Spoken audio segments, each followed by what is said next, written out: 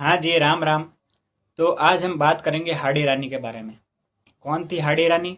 उनके त्याग और बलिदान के बारे में। तो इनका नाम हाड़ी रानी क्यों पड़ा? क्योंकि बूंदी के थे हाड़ा राजा संग्राम सिंह जी। उनकी ये पुत्री थी। पुत्री का नाम था सहजल कंवर। चूंकि वो हाड़ा राजा चौहान, हाड़ा जो चौहान थे, उनकी पुत्री थी, तो इनका नाम भी हाड़ी रानी पड़ा। तो चलिए बात करते हैं इनके त्याग और बलिदान के बारे में। इनका विवाह जो है, इनकी जो शादी है, वो सलुम्बर के राजा रतन सिंह के साथ हुई थी। शादी के थोड़े ही दिन हुए थे, हफ्ता हफ्ता 10 दिन हुआ था। और इनके रतन सिंह जी के पास एक संदेश आता है। मेवाड़ के राजा राज सिंह जी संदेश भेजते हैं कि औरंगजेब की जो सेना है, वो मेवाड़ के दक्षिण पश्चिम की तरफ बढ़ रही है और रतन सिंह जी को उनको रोकने के लिए जाना पड़ेगा। तो रतन सिंह जी सब तैयारी कर लेते हैं। रानी तिलक विलक करके उन्हें युद्ध के लिए रवाना करती है। रतन सिंह जी आधे रास्ते में जाते हैं। अब नई नई शादी हुई है, तो थोड़ा बहुत ऐसे विचार तो आएगा ही मन में कि यार युद्ध में जा रहा हूँ। तो आधे रास्ते में जाते हैं और एक सैनिक को भेजते हैं कि रानी के पास जाओ और कोई निशानी लेकर आओ, ताकि युद्ध में मुझे उनकी याद आती रहे। तो सैनिक आता है वहाँ से। सैनिक आता है और रानी जी से कहता है कि राजा जी कोई निशानी मांग रहे, ताकि युद्ध में वो आपको याद कर सके।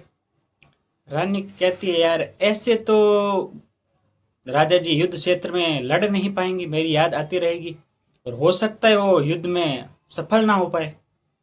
तो रानी जी कहती है, ठीक है, तो रुको, मैं आपको ऐसी निशानी देती हूँ जो आपके राजा जी जन्म जन्म तक याद रखेंगे। वो कहती है, एक अपनी जो पास में दासियाँ खड़ी होती है, उनको बोलती है एक थाल लेके आओ, एक थाली लेकर आओ बड़ी। तो वो थाली लेकर आती है। रानी के पास एक तलवार पड़ी होती है। रानी जी कहती है मैं जो निशानी दे रही हूँ वो राजा जी को दे देने ले जाकर।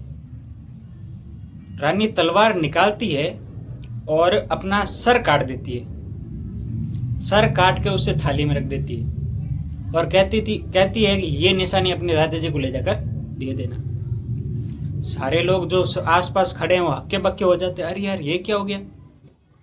वो सैनिक उस थाली को लेकर जाता है रतन सिंह जी के पास और वो थाली उनको सामने लेकर जाता है।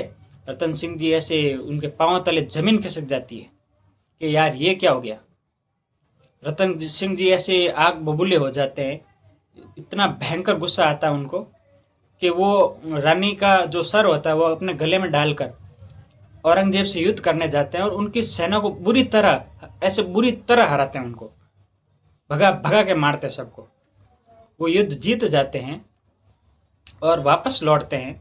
वापस लौटते समय उनको ये ख्याल आता है कि यार रानी जी तो रहे नहीं, तो अब उनके बिना मेरा जीवन भी व्यर्थ है, उनके बिना मैं भी जीकर क्या करूँगा।